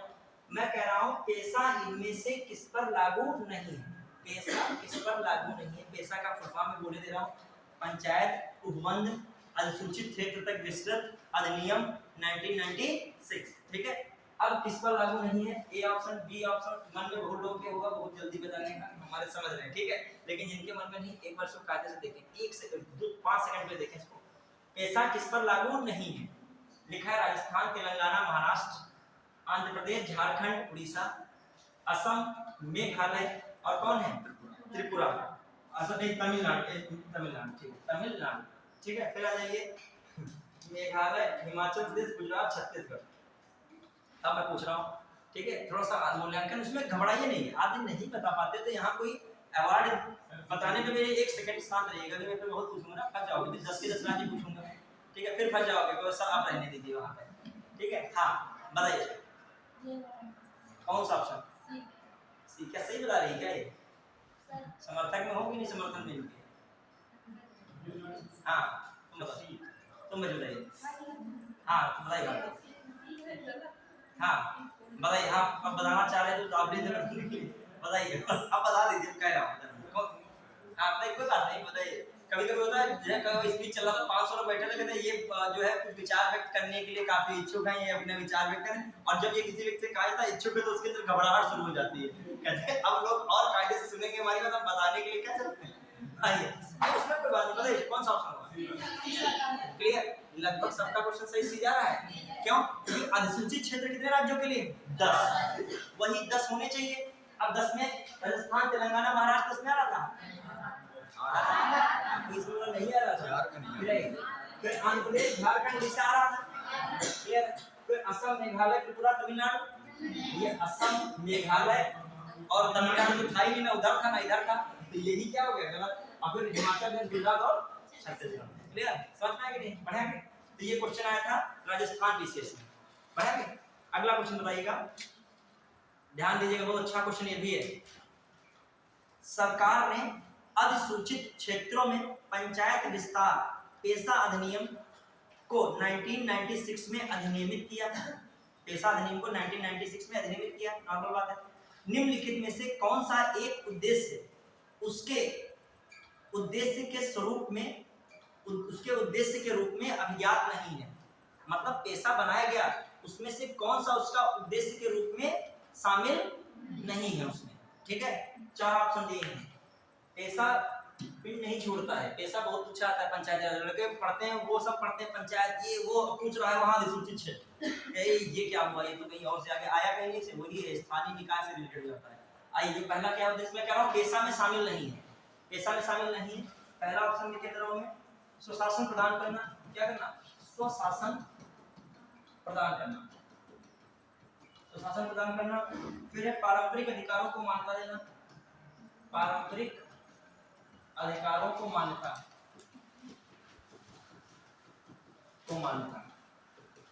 क्लियर? फिर कौन है? जनजातीय क्षेत्रों में स्वायत्त क्षेत्रों का निर्माण करना, जनजातीय क्षेत्रों में स्वायत्त क्षेत्रों का निर्माण करना, बहुत अच्छा क्वेश्चन है ये, निर्माण करना, दिमाग में रख लीजिएगा, ठीक है? निर्माण करना। फिर जनजातीय लोगों को शोषण से मुक्त करना, जनजातीय लोगों को शोषण से मुक्त करना, क्या करना? मुक्त करना। ए 6 है, 2 है, 3 है, 4 में बढ़े जा रहा हूँ। कह रहा है पेशा में सम्मिलित नहीं है। कौन सा पेशा के अकॉर्डिंग सही नहीं है? स्वशासन प्रदान करना, पारंपरिक अधिकारों को क्या देना, मान्यता देना, जनजाति क्षेत्रों में स्वायत्त क्षेत्रों का क्या करना, निर्माण करना, और फिर क्या है, जनजाति लोगों को शोषण से क्या करना, मुक्त करना। बताइए सभी लोग कौन सा सही हो सकता है? जनजाति लोगों को शोषण से मुक्त करना। सब लोग सहमत है कैसे? आप बताइए, अपने अपने मत से बताइए कौन सा। किसी का चौथा आ गया, ठीक है। और कोई अभी भी जो है एक बार सही कर सकते हो या वही पेंडिंग रह सकते हो, ये विकल्प आपके पास। हाँ बताइए, और कौन हो सकता है?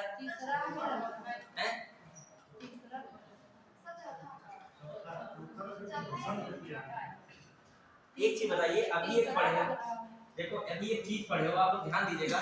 मैंने कहा जनजाति क्षेत्रों में स्वशासी जिलों का गठन करना, स्वशासी क्षेत्रों का गठन करना, जिला परिषद महामान स्वशासी वाला जो भी गठन होता है जनजाति क्षेत्र में कौन करता है? राज्यपाल। वो अनुसूचित क्षेत्र में आता है, वो मैटर क्या? अनुसूचित क्षेत्र में आता है क्या? पहले इतना बताइए। उसके लिए कौन सा क्षेत्र होता है? जनजाति क्षेत्र का प्रशासन। वो किसमें आता है? जनजाति क्षेत्र के। और जो पेशा किससे रिलेटेड है? अधिसूचित क्षेत्र से। किससे संबंधित है? तो जनजाति क्षेत्र में तो जाओगे नहीं, तो ये वाली जो बात है किसमें जाती है? जनजाति क्षेत्र में स्वायत्त क्षेत्र का क्या करना, निर्माण करना। ये किसमें चला जाओगे? जनजाति क्षेत्र के प्रशासन में चले जाओगे। और बल्कि हमें पेशा में किसमें रहना है? अनुसूचित क्षेत्र तक विस्तार है। पेशा में किसका विस्तार है? अनुसूचित। तो उसके अकॉर्डिंग कौन सा ग्रंथ निकलना है? समझ पाए कि नहीं बात को? थोड़ा सा नजरिया अपना क्वेश्चन के फिर बदलोगे, एकदम सटीक पे जाओगे। समझ रहे हो कि नहीं? पढ़ा के चलिए, एक दो और क्वेश्चन देखिएगा।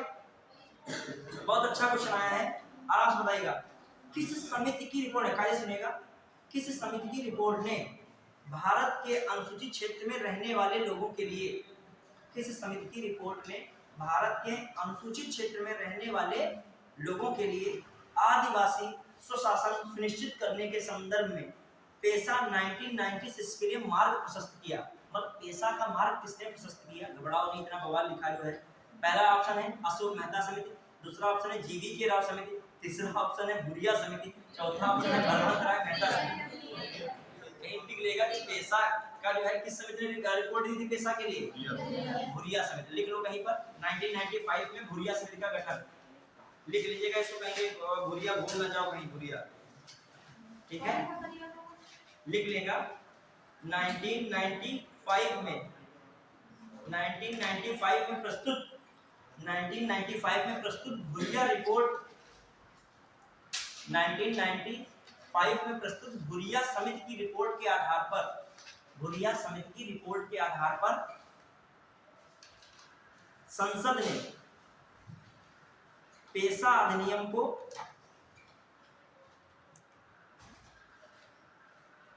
10 राज्यों के लिए बनाया। पेशा अधिनियम को 10 राज्यों के लिए बनाया और किसमें रखा था? 5वीं अनुसूची के अंतर्गत रखा गया। इसे किसमें रखा गया तथा? 5वीं अनुसूची। आज वही क्वेश्चन आया था ना, कितने राज्यों के लिए? तो बार में इतनी बार 10 राज्य पढ़ोगे तो क्या और नोटिस लगा देना। ठीक है, चलिए अगले प्रश्न पे। तो याद रखिएगा, भूरिया समिति की रिपोर्ट के आधार पर 1996 में क्या बना था? संसद ने कौन बनाया? पेशा अधिनियम बनाया था। और उस अधिनियम में क्या कहा गया कि ये अनुसूचित क्षेत्र कितने राज्यों में पेशा चलेगा? 10 राज्यों में। क्लियर? और किस अनुसूची में? सीधा मतलब अनुसूचित क्षेत्र में ही पेशा आता है। ठीक है, फिर आइए अगला क्वेश्चन, बहुत बढ़िया है। अब बताएं, पंचायत चुनावों में अनुसूचित जातियों के लिए पद का आरक्षण किस राज्य में लागू नहीं होगा? समझना, ये घुमावदार क्वेश्चन है। जो एससी रिजर्वेशन है किस राज्य में लागू नहीं होगा? अब राज्य सुनिएगा, यूपी, असम, अरुणाचल प्रदेश और हरियाणा।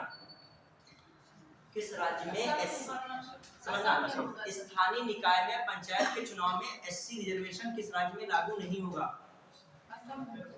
किसमें लागू नहीं होगा? बताइए, ये इसमें लिखा है, बताइए इसमें पंचायत चुनाव में अनुसूचित जातियों के लिए पदों का आरक्षण किस राज्य में लागू नहीं होगा? जब मैंने लोकसभा राज्यसभा सीटें पढ़ाई थी, याद कीजिएगा, मैंने कहा था यहाँ पर जो है कुछ नॉर्थ ईस्ट के ऐसे स्टेट है जहाँ पर एससी आबादी बिल्कुल क्या है? 0 है। जब एससी आबादी 0 है तो मैंने आपको प्रावधान में क्या बताया था? प्रावधान बताइए क्या बताया था? मैंने बताया था प्रावधान में कि जब अभी पढ़ा रहा था आर्टिकल 243 का डी और आर्टिकल 243 का वहां पर कौन था रिजर्वेशन के लिए डी, इसमें कहा था एससी एसटी की जनसंख्या के आधार पर उनको क्या दिया जाएगा आरक्षण दिया जाएगा। और जब अरुणाचल प्रदेश में एससी की जनसंख्या क्या है ही नहीं, तो यहाँ पर क्या होगा एससी का रिजर्वेशन नहीं होगा। देखिए आपको बहुत व्यापकता लानी पड़ेगी एग्जाम निकालने के लिए, मतलब दृष्टिकोण थोड़ा क्या रखे व्यापक। अब मान लीजिए यहाँ पे भी एससी वाली तो रिजर्वेशन एससी का रहेगा, यहाँ पर भी कुछ ना कुछ होगी। अगर ये पहाड़ी क्षेत्र होता है वहां पर किसकी आवाज ज्यादा होती है जनजाति की, किसकी है जनजाति की। पेशा में भी किसको टारगेट किया जा रहा है जनजाति को, किसको रखा है टारगेट पे जनजाति। क्लियर। एक और दो क्वेश्चन है बस, हमें पता है समय जो है पूरा हो गया है, बहुत लोग जो है समय के साथ तुरंत बंद करना चाह रहे हैं। एक दो क्वेश्चन बता दीजिए। अब बताइए बहुत अच्छा क्वेश्चन ये भी आया है, एक लाइन लिखेगा लिख लो कुछ राज्य जिसमें 50% महिलाओं को आरक्षण है। दो चार बार ये क्वेश्चन है, लिखेगा 50% महिलाओं को किन राज्यों में आरक्षण है, लिख लीजिएगा। बिहार है, लिखो जो बिहार है, मध्य प्रदेश है, लिखिएगा बिहार है, मध्य प्रदेश है, हिमाचल प्रदेश है, आंध्र प्रदेश है। बिहार हो गया, मध्य प्रदेश हो गया, फिर कौन बताया है हिमाचल प्रदेश हो गया, कर्नाटक, केरल, आंध्र प्रदेश भी था। अभी दोबारा बोल दूंगा, कर्नाटक, केरल, तमिलनाडु, पंजाब, हरियाणा, राजस्थान, गुजरात, महाराष्ट्र, उड़ीसा, पश्चिम बंगाल, असम, सिक्किम, त्रिपुरा,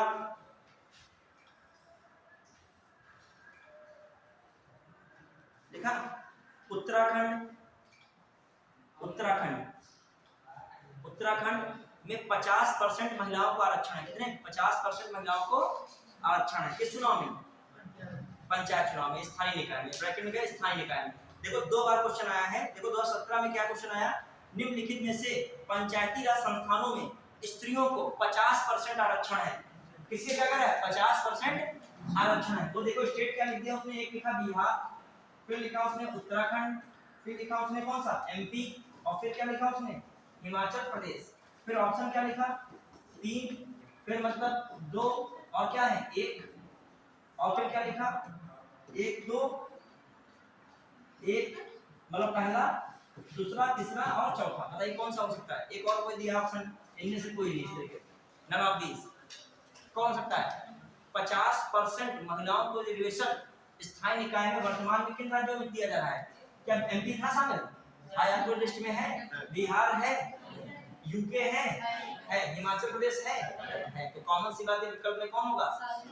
और जस्ट इससे पहले यही क्वेश्चन आया था, मिलान आया था, 50% बताना है। तो A B C D option दिया था। ए में दिया था बिहार, यूपी और राजस्थान, फिर दिया था बिहार, मध्य प्रदेश और कौन है हिमाचल प्रदेश, और फिर क्या दिया था बिहार, ठीक है, यूपी और जो आपका झारखंड, और फिर बिहार यूपी के कोई दिया था स्टेट। तो इसमें से कौन हो सकता है बिहार, महाराष्ट्र और यूपी में 50% नहीं। तो आज का इतने रखते हैं। क्लियर। तो आपका टॉपिक क्या हुआ, कवर हो गया है आज का। ठीक है, और भी कुछ चीजें होंगी बताएंगे नेक्स्ट क्लास।